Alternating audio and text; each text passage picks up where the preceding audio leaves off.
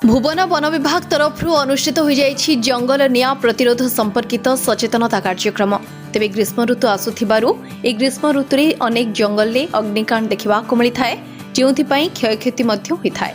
एहाको दृष्टि रखी जंगल परिवेश और जलवायु परिवर्तन विभाग तरफ ढेंकानाल जिला भुवन वनांचल कार्यालय परिसर में अनुष्ठित हो जाइछि जंगल निया प्रतिरोध संपर्कित सचेतनता कार्यक्रम।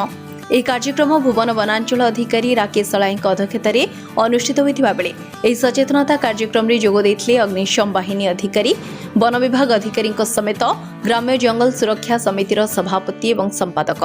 तेबे अग्निदाउरु किपरि जंगल को रक्षा कार्यक्रम में आलोचना सचेतनता कार्यक्रम थिला। एथिरे सचेतनता गोटे कथा कहवा अछि जे समस्ते आमे समस्ते मिसिले जंगल निया प्रतिरोध हो पारिबो।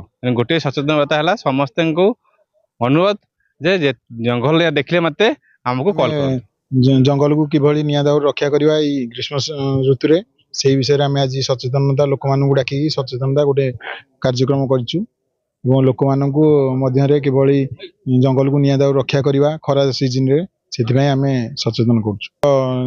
इलेक्ट्रिक डिपार्टमेंट एवं फायर डिपार्टमेंट हम सथिरे जोग दैथिले एवं प्रत्येक VSS रो प्रेसिडेंट एवं सेक्रेटरी आमर समस्त स्टाफ स्क्वाड समस्त को लेकी ये मीटिंग रे आज आयोजन करा। ढेंकानाल दीप्ति रंजन साहू का रिपोर्ट सूचना मीडिया।